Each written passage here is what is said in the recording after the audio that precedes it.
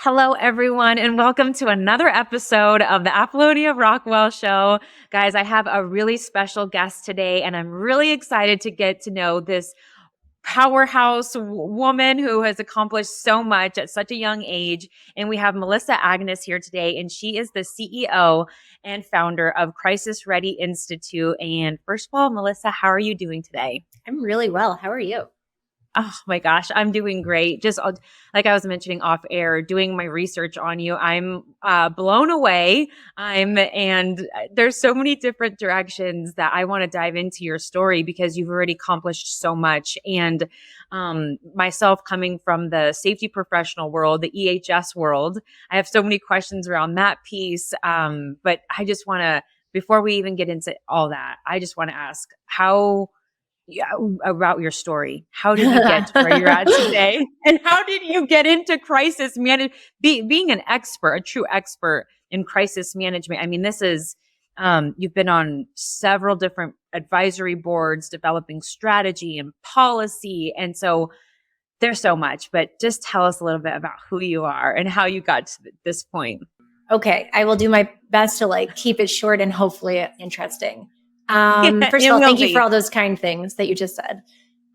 So I've been an entrepreneur since I was 21, which I am 38. So whatever that math is.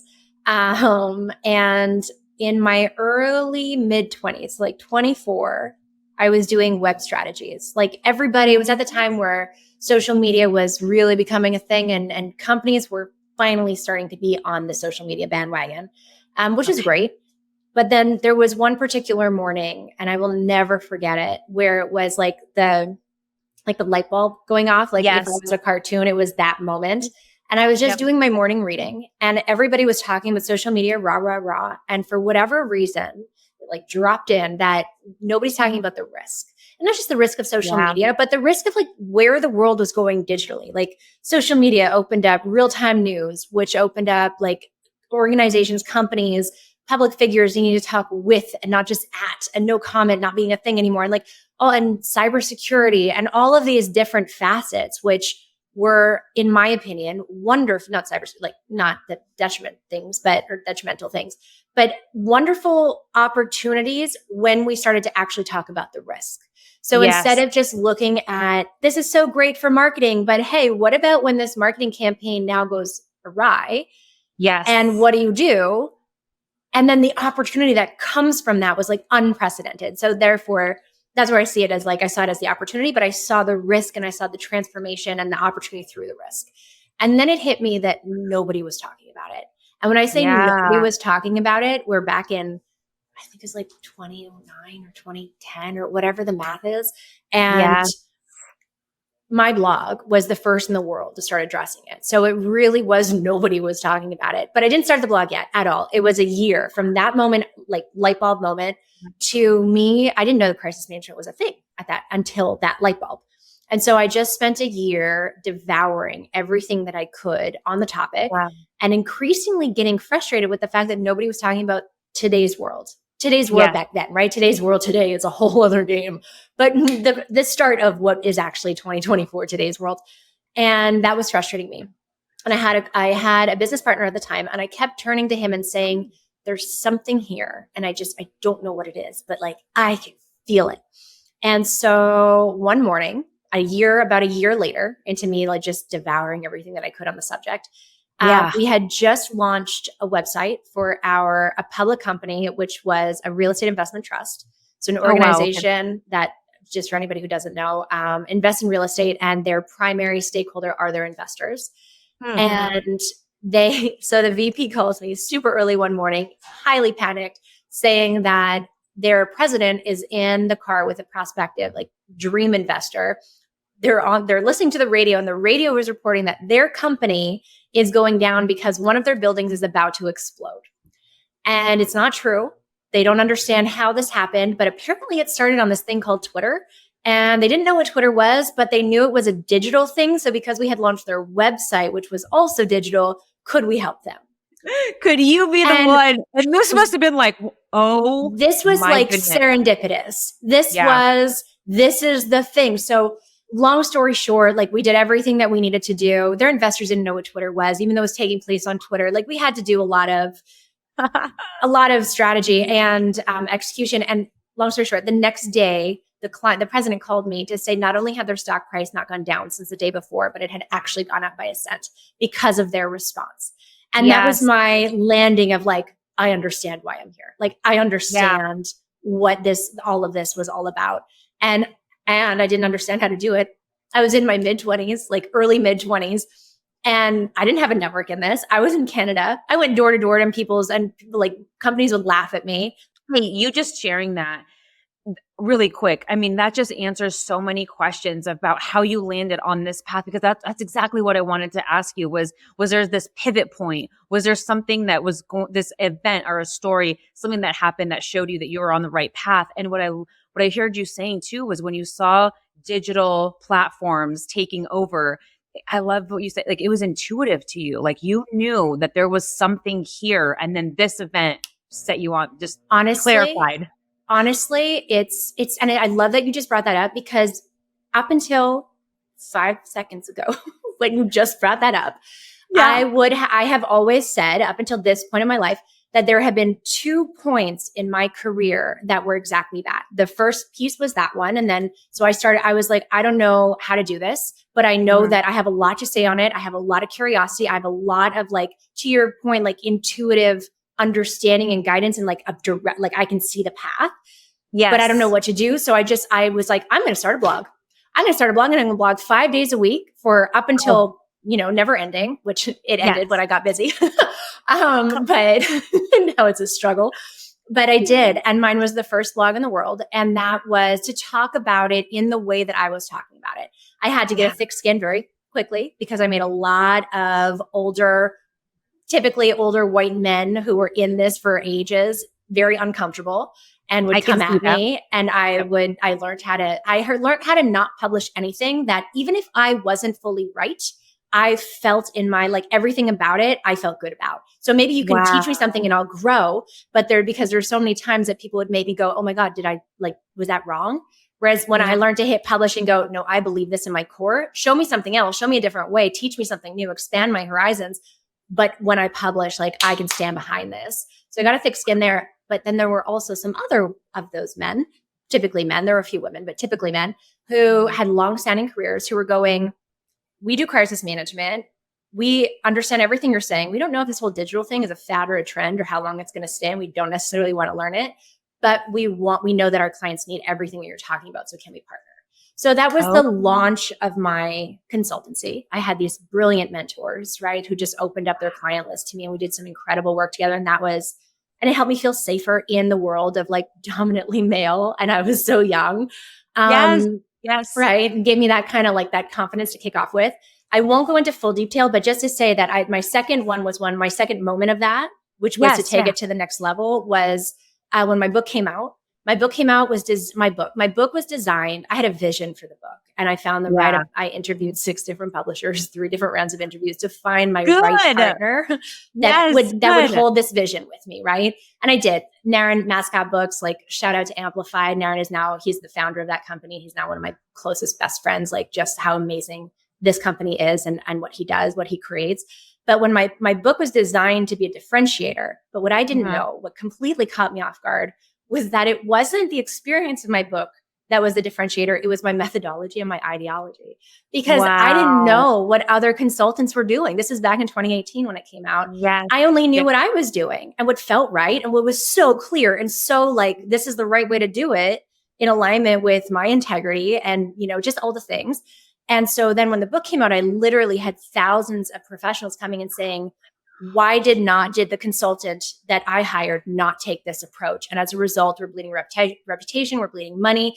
And so then I spent a couple months going, why is that? Like, what is so different about my approach? And once I answered that question, then the next question was, okay, it's not okay that what they're saying, it's not okay the experience that other people have been through. So how can I take the uniqueness, which shouldn't be unique. Like I'm not a rocket science, right? Like to me, it's just common sense. So how do I take that and up level the status quo to bring it to the next level, which is when Crisis Ready Institute was founded. And then so I said that like 5 seconds ago, that's where that story would end. I am currently living my third, like, aha, next, like, I'm on the right track. This is the next thing. This is what I've been working for over the last 6 years. And I have chills everywhere right now. Like, over the last 6 years, doing so much work on myself and feeling like I was off path, feeling like this is where my career was going. This was where my vision was. And I'm over here. Like, what is happening? And I had one very intuitive, very wise woman say to me when I was crying, like 3 years ago, I was crying to her. I was like, I'm so off path. And like, it was so direct. And like, people rely on me to like be the visionary in this and whatever, all the weight I put on myself. And she kind of laughed at me through my tears. And she was like, you think you're off path.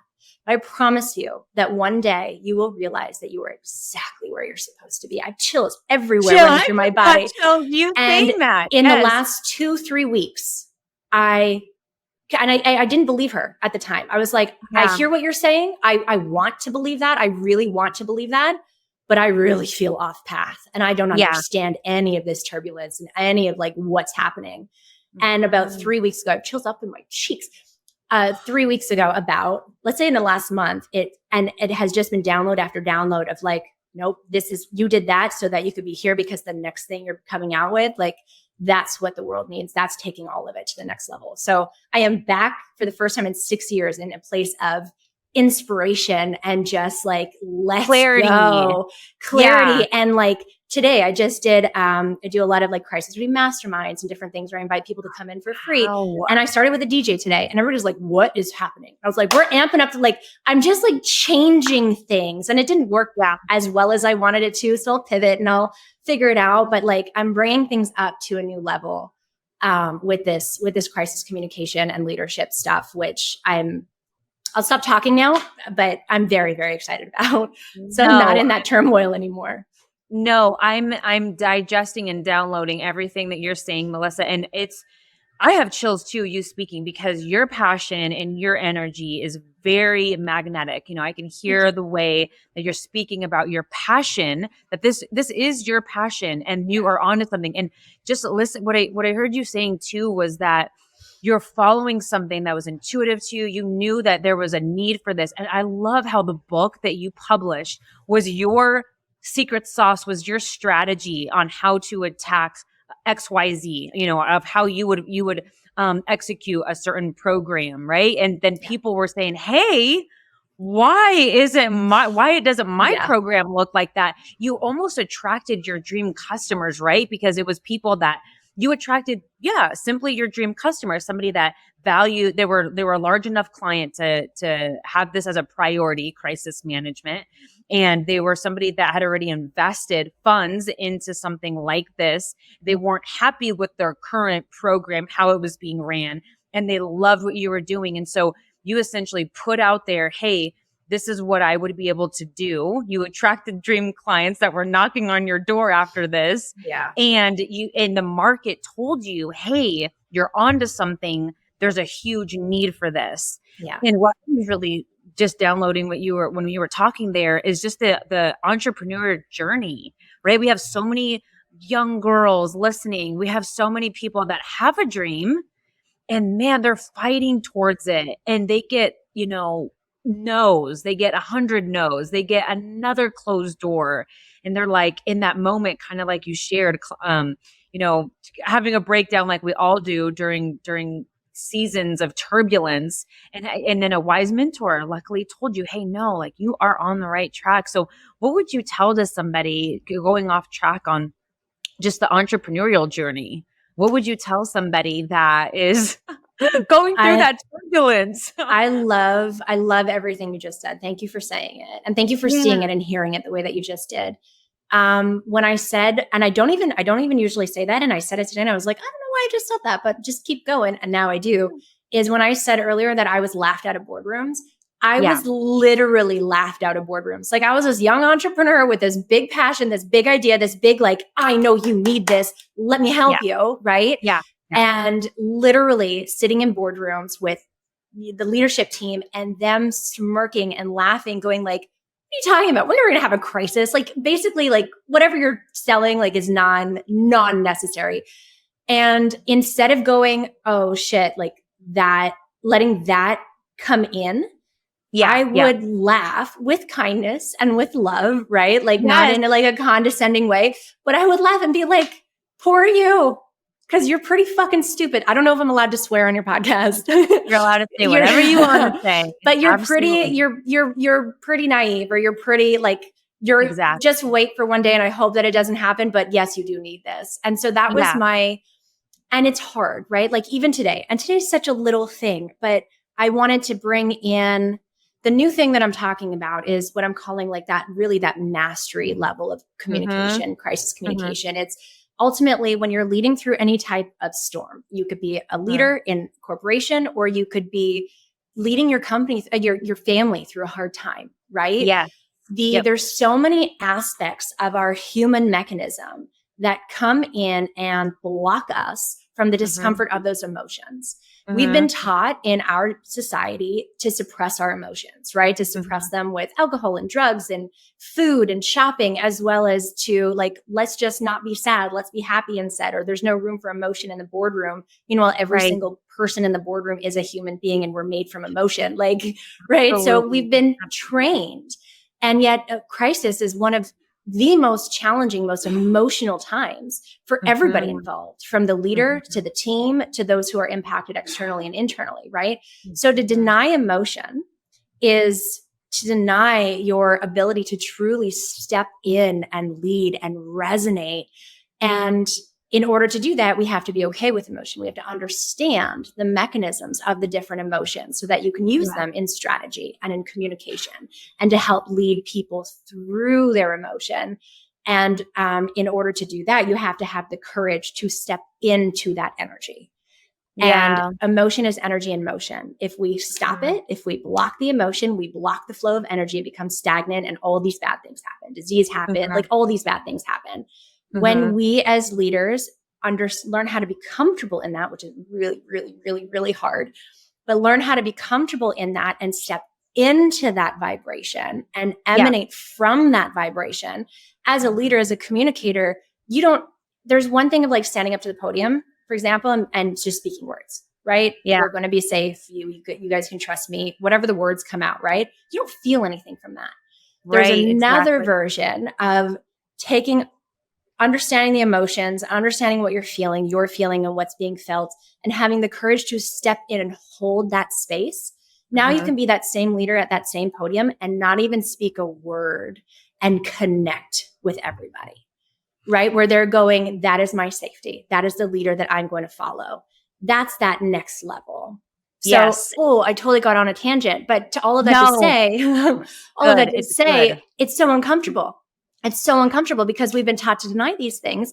And now I'm taking this to Crisis Ready Institute. So today I created this this event, right? A few hours ago, where just invited people who follow us and who have been following us for years to be a part of this conversation about mastery and what the energy of communication is and connection and resonance.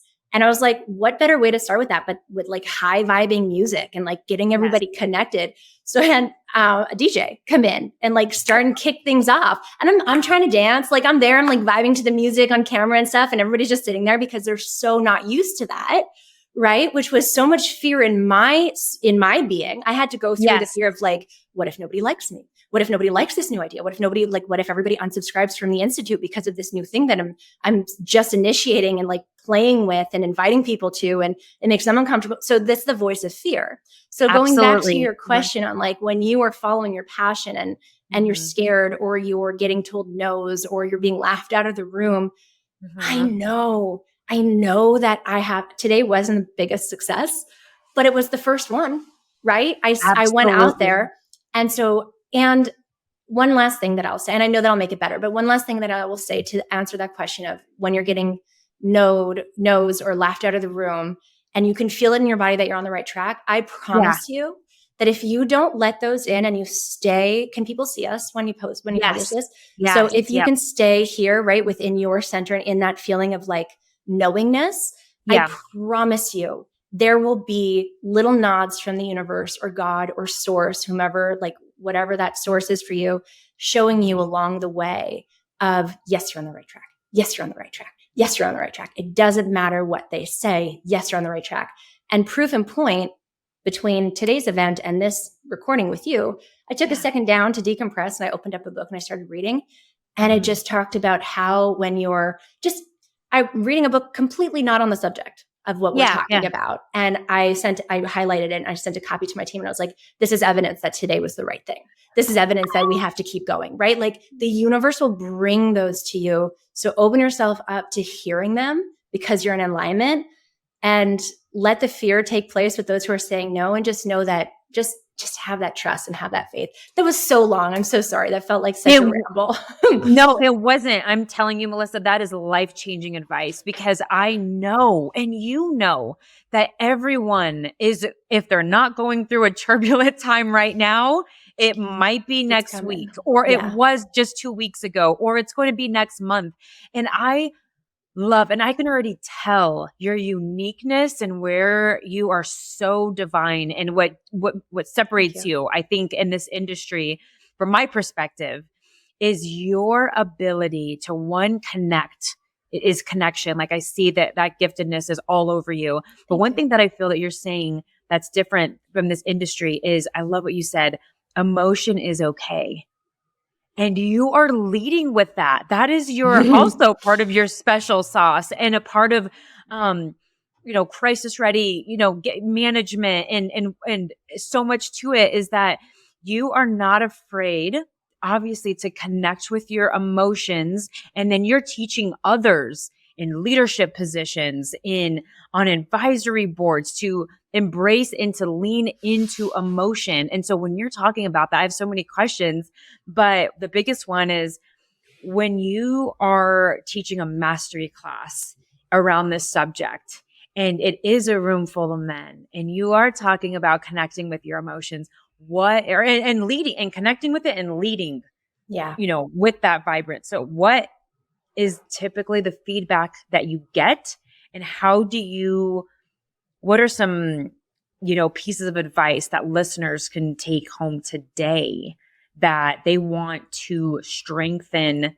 their leadership style? And they're like, all right, Melissa, I hear what you're saying. Connect with your emotions, lead with your emotions. But what does that look like? And how do I take some baby steps to that? It's hard. And let me say again, thank you for saying all of that and like clearly articulating all of that and summarizing it. I will say that when I was 32, so I already admitted that I'm 38. When I was 32, 25. And that's kind of why I say it. I know that I look younger than I am. So I don't know. I just say it now, just like 38. You can do the math. And sometimes I have to calculate. I have to be like, how old's my boyfriend? Oh yeah, he's 39. Okay, that means I'm 38, because I'll still say I'm like 36 or 37 or sometimes 39. But all of that is at 32, I changed my life. I left my husband. Like I changed my life. And I learned at that point in time that I had been suppressing anger and sadness my entire life. Yeah. Anger was ugly and sadness was weak. That was the belief system and what I would tell myself. So for those, when you're talking about like leading with emotion and like having the courage to step into it, because it's never comfortable.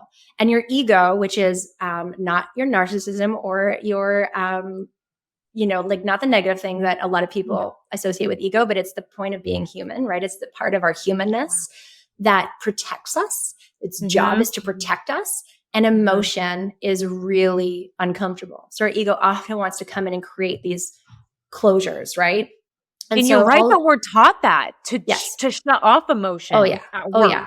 And that's not real. And women, women are emotional. Oh, you're just being emotional. Or, oh, she's probably on her period. Or like we've been ingrained with this, right? To find ways to tap into our masculine energy rather than our feminine energy. Because our feminine, we've been suppressed for so long in that sense. So all of this to say that, because I want to answer your question, but I also want to give light to, so 38 minus 32 is 6 years ago. 6 years ago, which is when I said I started on this journey, I couldn't do any of this. None of it, which is why I was so turbulent, which is why I didn't understand what was going on. And I was taking those baby steps to understand it. And now I understand why I was doing it, so that I can bring it out, right? So that I can bring it to the world in my way, through my lens. Okay, but your question was, so all of that was to preface. You had two questions. One was like, what are the baby steps that people can do? And the other one, was, well, how do men respond? That one. Can I share two? Can I share and women? Yeah, Well, I will. I'm going to answer. answer that. So I'm a keynote speaker. And I Yes. decided a couple years ago, not even a couple years ago, maybe a year and a half ago. I love weightlifting. Like I'm very much into my health.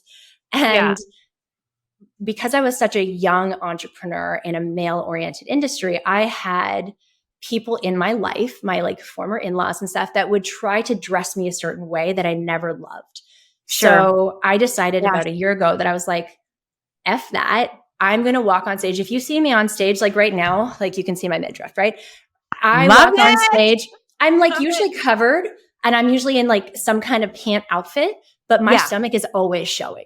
Like I to love me, it. that is my style. And Yep. I'm not going to conform to, and it's so interesting because, so to answer your question, when I'm on stage, I will usually, it's usually men in the room, unless I'm in a communications conference, which I rarely am for Yeah. some strange reason. It's Yeah. usually predominantly male room. Yes. And the women, when I walk on stage, I can feel judgment oftentimes. I can feel the look of like, who is that? How is she dressed? What is she going to say? This is a male room. She's probably wanting attention. Like I can understand all the dialogue that probably goes through their mind. Just so And then, unfortunate. That's so mind no, blowing. but it's okay because you can shift them. You can Okay. shift Okay. them. So I decided that yes, I can feel that. And yes, it stings a little. And yes, it like knocks me off my feet, which is why I meditate beforehand and like be as strong That's as I great. can. Yep. And I can also watch them. And I'm saying this because this is after a few dozen speaking gigs of hundreds to 1,000 people in the room. And this is consistent. I will watch the women and I will watch them go from like very resistant to like judgy, who's that, to leaning in and just soaking up and then to Taking notes. feeling uncomfortable and looking around the room, looking at all the men. And then I had one very courageous woman come up to me recently after a speech and said, and she admitted to all of this. She goes, I'm not going to lie. I judged you. I judged what you were wearing. I judged what you looked like. And then you started talking about this and you resonated so well. And I was so uncomfortable that you were sharing this with a room full of men because there were like 5 women and like 300 men in that room. Of course. Of And, course. and then she just took my hand and she said, thank you for having the courage to do all of that. Oh And my she God. felt transformed. So that's how the women, that's how my experience of the women who are resistant at first to some part of me have shared and how I've witnessed it. And then with the men, I love this is every single time I've gotten off stage with this new speech, which is all on this topic that we're talking about. So it's a year now that I have this and year and a bit. Every single time there has been at least one man who has walked up to me because on stage, I will make 4 points to say, and remember, everything I'm talking about is not just for when you're leading the boardroom, when you're managing a crisis. This applies to every aspect of your life.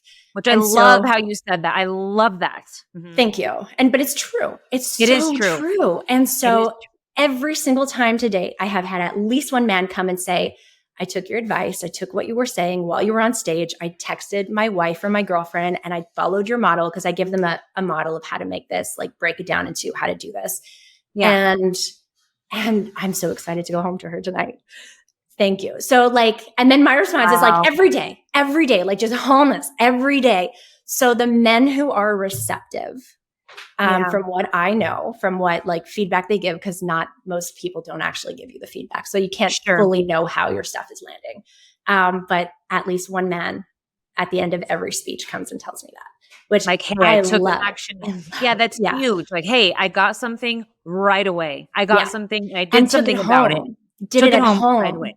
Yeah, that's huge. And how you're connecting this because it's so true. Who we are, how we manage crisis at work, in our family lives. It is all the same because you're right that we are human. And so for people that are listening and they don't own a business or maybe I'm just very curious. Could you give us one little nugget, one little tidbit on how to build that resiliency when you are going through crisis in the family place you're the mom, you're the breadwinner and you're the mom or the man of the house, whatever it may be. Yeah. What is a tidbit that we could take away to help us get through the current turbulent season that we're going through right now or the one that's going to come up in a few months? So crisis ready. I branded it crisis Yeah. ready way long time ago because I love that. want people to be ready for it. So do the work before a crisis, right? Whether it's home crisis, Oh, personal crisis, that you're not going to be able. We revert to default in times of crisis. yeah. You want to Yeah. strengthen, up level your default outside of crisis so that you start from a point of advantage in a That's great. crisis. That's So great. a few Okay. things. I won't just give one and they'll be quick and short, but one is your intuition.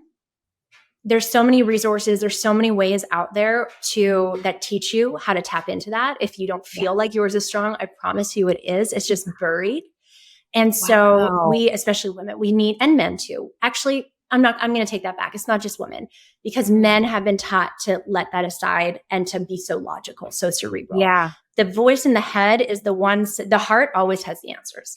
Always has the answers. When I am perplexed within myself, I tap in. The answer is always there. When I'm insecure, I'll look for outside validation or outside reassurance, when really the answer, or Me too. outside help, right? Like Me advice too. or whatever. What's your perspective? Da, da, da.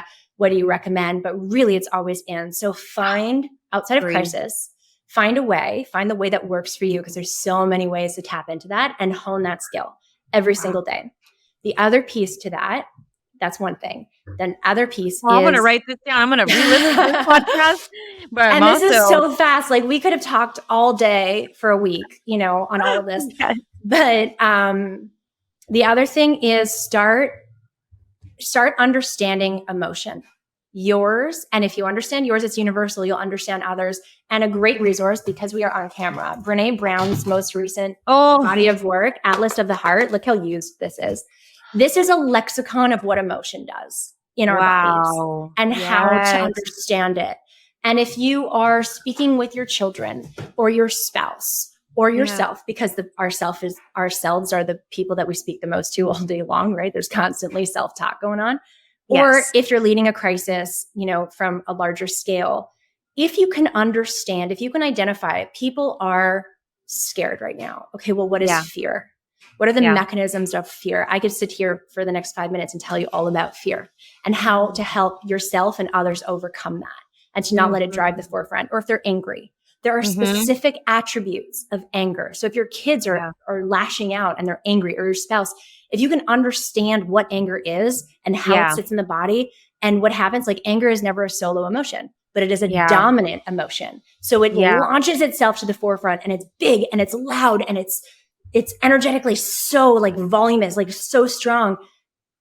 And there's always emotion behind it, whether it's grief or disappointment or fear or whatever it is. So you have to work through, when somebody it's really hard to make me angry, but when somebody does make me angry, then I get angry with them because they made me angry, because now I know that I need to work through the anger in order just to get to the other emotions that are really the true emotions behind. It's going to take me extra time because I'm angry, right? But if we can understand that, how can you approach the conversation? Whether it's to many or whether it's to one-on-one, right? If we can understand that. So do Brene Brown's work. Honestly, just read the book. Just read and understand about emotions. And then the how-to is, and this is part of the formula that we teach at Crisis Ready, is when you can't beat emotion with logic, is a crisis ready rule. So that means that when somebody's emotional or feeling any kind of way, you can't just spew facts at them. It's not going to resonate. It's not going to land. You're so right. Oh my gosh, it's never going to land. So the formula to approach the conversation, if you don't feel confident to yet because you haven't done these other two things yet, or you're novice at them, I'm still novice at them, to be honest. Like this is a whole lifelong journey. Is first you validate the emotion. So you have to be able to identify the emotion. And it's not by saying, validating the emotion is another way of saying allow the person to feel seen and heard.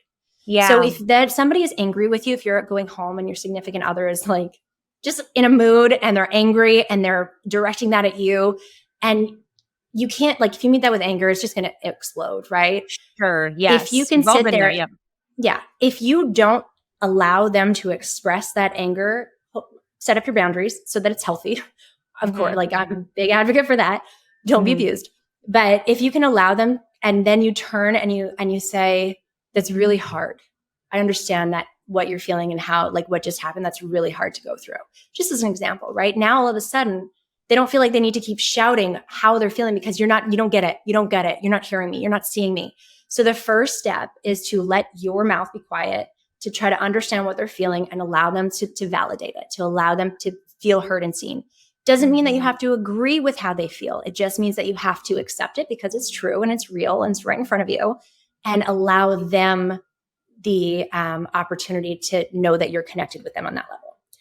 From there, it's a 3-step practice. So good. From there, and you use this, and this is what I teach leaders. So in crisis communication. So from there, you go to relate.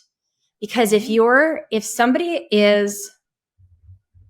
let's just go back to that wide scale crisis. If people are angry or fearful or grieving or whatever, and yes, you validate their emotion, but then they don't feel like what that thing that matters the most to them is exactly what matters to you, why would they follow you? Why would they listen to you? Why would they're going to take their attention everywhere else, right? And you're going to lose that. So allow people to feel heard and seen through validation, then relate that thing and name it so that they understand that you understand. But that thing that you're scared of, or that you're whatever it is, that's exactly what matters to us. And then you can prove that with the logic. Here's what we're going to do. Here's how we're going to move forward. Here's the facts and data from the past 10 years to showcase that this wasn't even true in the first place, right? But you can't come out when people are upset and say it's not really true, because that's not going to land. It's going to do the opposite of land, right? But if you validate, you relate, and then you say, because emotion clouds judgment, and you can't beat emotion with logic. So if people are emotional, they can be the most cerebral, logical genius in the world. They're still human. They still have they're still emotional creatures. And that emotion, the mechanism of that is it clouds judgment. So instead of kind of coming through that cloud of judgment, you have to go in through the heart. Go in through the heart. Go ahead. Melissa, how many people are dying to feel heard and to feel listened to? Oh my gosh. I mean, it's like, how many fights could have been avoided? How many, massive change.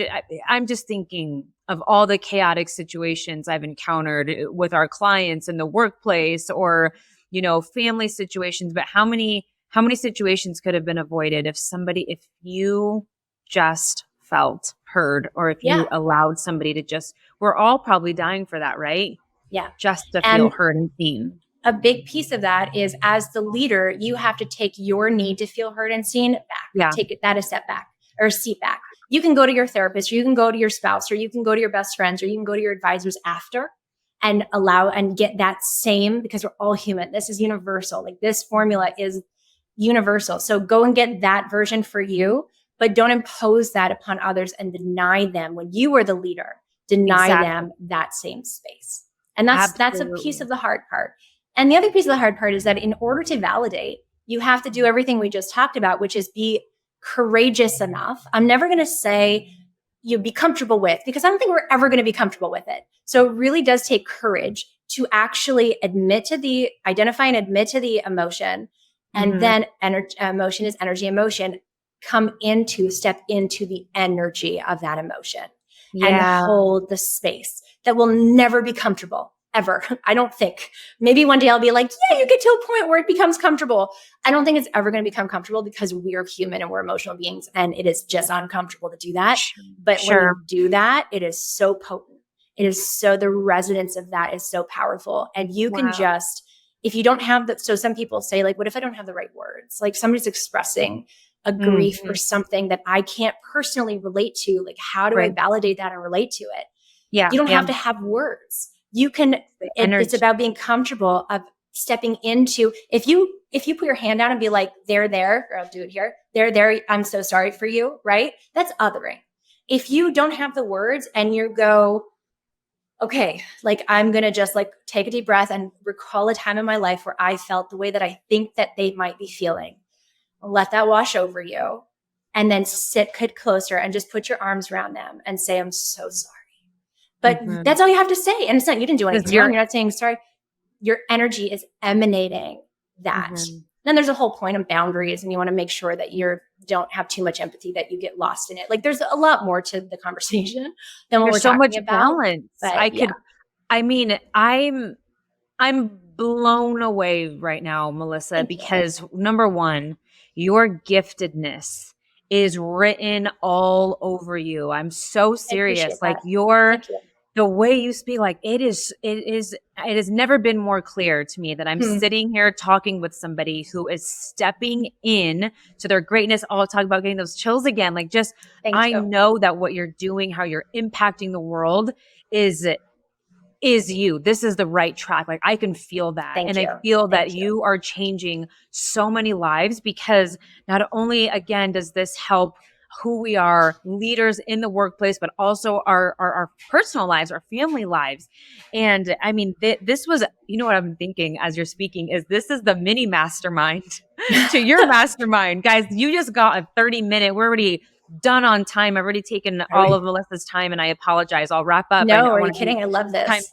time sensitive with what you It's allowed me here, Friday. but it's Friday. Yeah, it's Friday. But guys, this is just the freaking little sneak peek of what Melissa has to offer. Guys, what I'm already going to be listening to this over again, but I just couldn't help but take notes.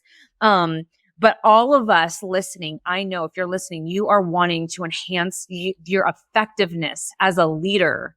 And guys, if you want to take the next step in your leadership at home, in the workplace, whatever it may be, these are essential skills that you cannot skip over. What I wrote down is diving in with your intuition. And Melissa, I've never heard it said this way, that if you feel that your intuition is broken or you feel that it's not there, Yeah, that you it can work on is. it. It is. I've never heard somebody say that before. It is it is a piece of our beings, period. All of us have Yeah. it. Every Yeah. single human has it, and the voice drowns it out.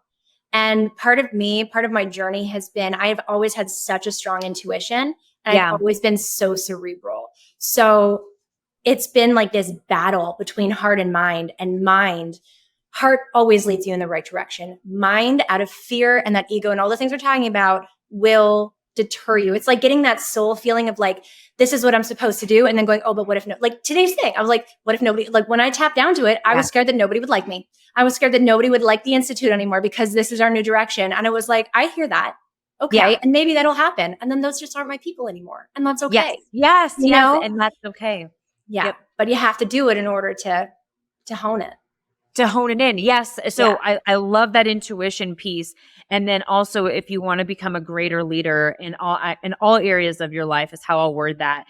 Understanding emotion, because if you don't understand and embrace your own emotion, how are we supposed to show up as leaders in the workplace? How can we really build a strong team around us if we're not emotionally available? And I think that especially as women, I mean, going through these steps with you can be life-changing, because I think that not only, at least me speaking personally about myself, intuition has been clouded because of all of these scenarios and all of the things that we've gone through, right? Oh, the time I was rejected by a major client, or the time that I lost this account, or the time the employee screwed me over. Ah, man, I feel like I often am telling myself, oh my gosh, my intuition, I feel it's a little clouded. It's there.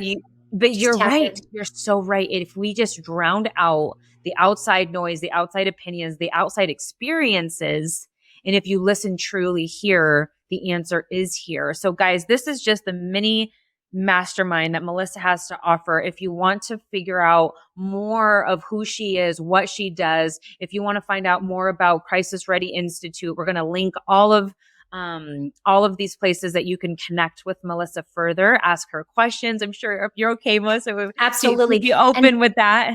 Anything. And may I say I know that we're out of time, but may I say two things just in response to what you said, because I think that it can be overwhelming and it can be like, that's nice to say that, but like, how do you actually do that in practice? So the two things that I want to say is, when you're connecting with yourself, it is a journey.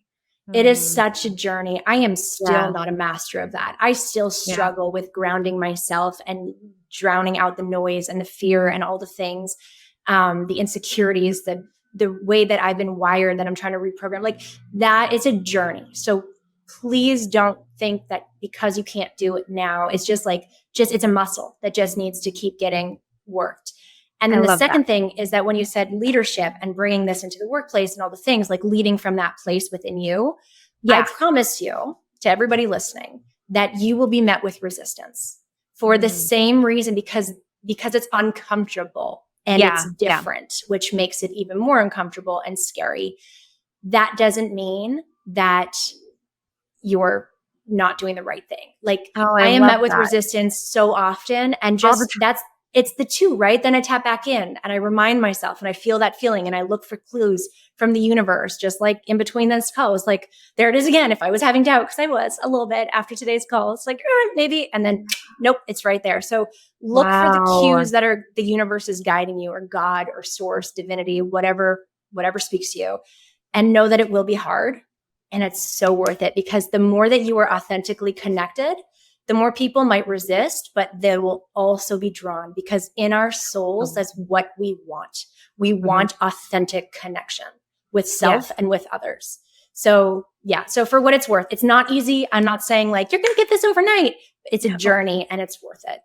Oh my gosh. Well, I want to be on the journey with you, and I'm sure everybody listening wants to be on the journey with you. And I love how you mentioned it's a lifelong journey, guys. And so, if you want more of this information, guys, please follow Melissa. Or hey, this is on you. If this is something that you want, go ahead and follow her. But this is incredible, Melissa. You have dropped so many golden tidbits that you can start and practice today. So I really appreciate that. I want to honor you for going after what you know in your heart is true to you, and you're going after massive dreams. I feel like you're somebody that's always evolving, always growing to that next level, and is dedicated towards that. And that is very clear. I mean, it's exciting to talk with somebody like you. So I hope that we can stay connected. I hope that we can chat again. Yes, please. Yes, absolutely. Please. As your business continues to grow, I would love to follow up in 6 months, or heck, at this time next year, and figure out what it all is that you're up to, because this is incredible, guys. So happy to. Thank you for having me, and thank you for bringing it, in your way to the world, because you've done just a stellar job. So thank you. Thank you, Melissa. Thank you for listening, everyone. Talk to you soon.